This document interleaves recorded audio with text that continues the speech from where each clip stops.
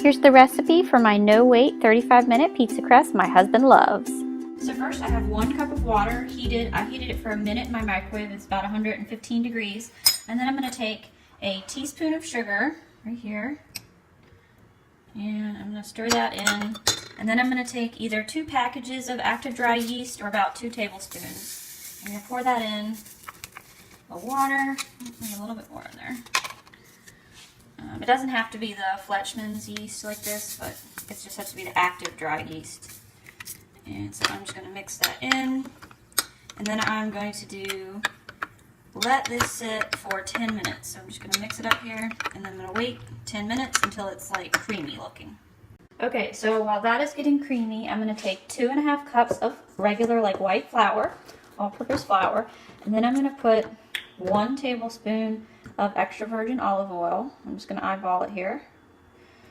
And then I'm going to take about a teaspoon of salt. And that just depends on how salty you like your pizza dough crust. And then while that sits, and this is getting creamy, I'm going to go prep my pan. While that is getting creamy, I took my pizza pan and I put a piece of parchment paper on it because it's going to make cleanup so much easier. I have my ingredients out, my shredded mozzarella, which the cheapest mozzarella is to buy it in bulk from Costco. I have my pepperonis because that's what my husband likes, and I have my sauce. Alright, it's been 10 minutes and this is super foamy. I've never actually had mine be this foamy. So it must be the Fletchman's because that's usually not the brand I use. So if yours is not this foamy, don't worry. This is super foamy today. So I'm going to very carefully here pour this into my stand mixer. It has a dough hook in it. Oh goodness gracious. And I'm going to spill, I hope not. And pour that in. Alright. And I'm just going to mix it on like a slow to medium. Help it along a little bit if it needs it along the sides. This is what we want. So basically we want just most of the dry flour to be gone, and I'm just going to show you how it looks when it gets plopped onto the baking sheet. Okay, so if it's looking a little bit dry, you can mix it together with your hands like I'm doing.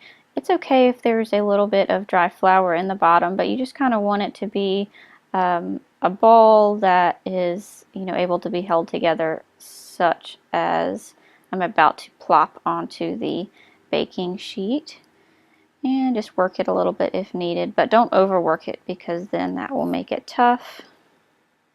So I'm just going to put it on my parchment paper here, and I'm basically going to pat it out. I'm not going to use a rolling pin, and I'm going to pat it out until I get the size that I want. Usually mine is 12 inches, maybe a little bit more, depending on how you like it. So there's mine, and I'm just going to spread my sauce on there and spread all my pepperoni and cheese.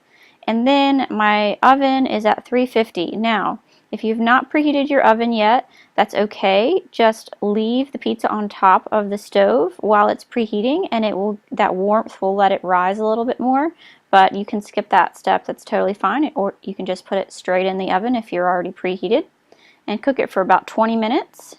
And I checked mine at 20. It wasn't quite done, so mine was 22 minutes this time.